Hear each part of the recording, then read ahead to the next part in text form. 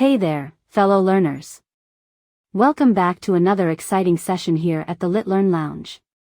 I'm your host, and today we're delving deep into the captivating world of the history of English language and literature. It's a journey through time and culture that's bound to leave you spellbound. So, in our last discussion, we laid the foundation by exploring the Middle English period. Today, we're going to continue our exploration and dive into the period before Chaucer. Yes, that's right, we're unlocking the secrets of England before Chaucer. Alright, let's set the scene. Imagine a time when the English language was in its early stages of evolution, transforming and adapting. Middle English was blossoming into a unique blend of old and new, with influences from Anglo-Saxon and Norman cultures shaping its identity. And guess who steps onto the stage? That's right, Chaucer. But today, we're focusing on the world before Chaucer's spotlight.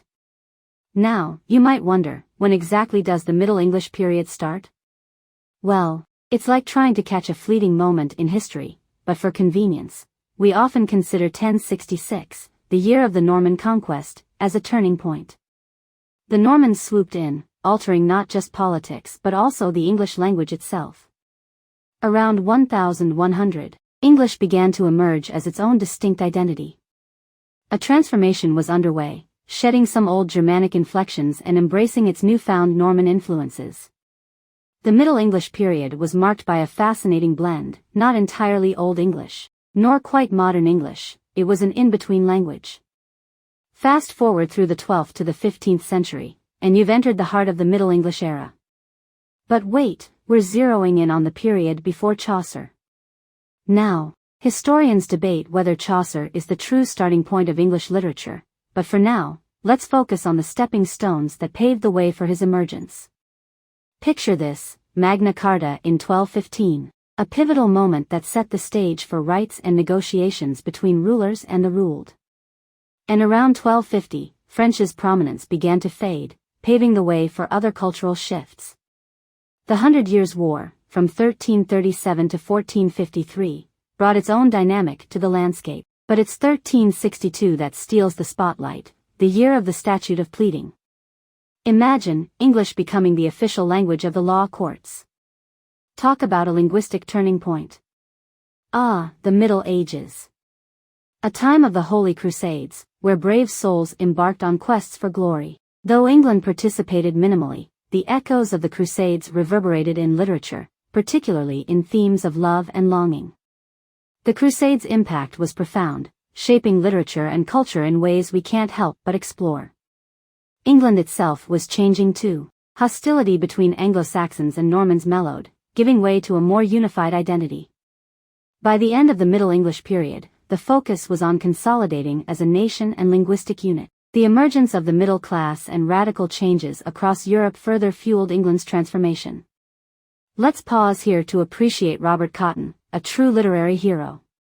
His passion for collecting and preserving manuscripts, including Old English and Middle English texts, ensured that we have these treasures today. Thanks to his dedication, these works didn't fade into obscurity. Now, let's shift our focus to the literary landscape.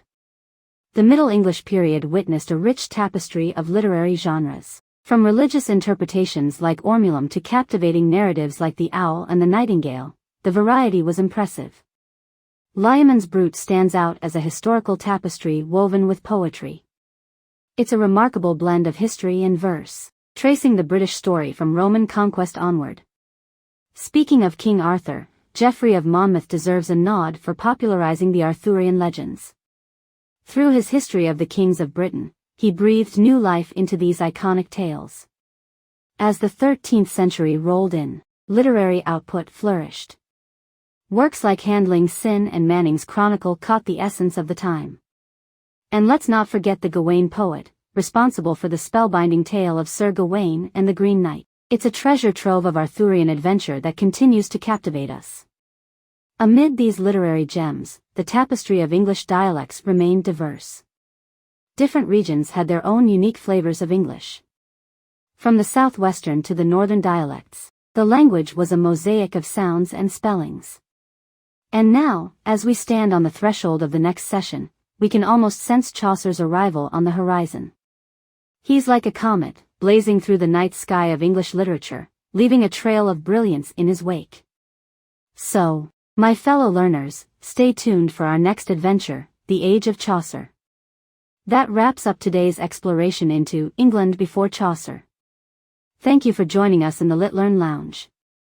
Remember to hit that subscribe button and ring the notification bell, so you won't miss out on the enchanting journey ahead. Until next time, keep learning, keep growing, and keep discovering the wonders of language and literature.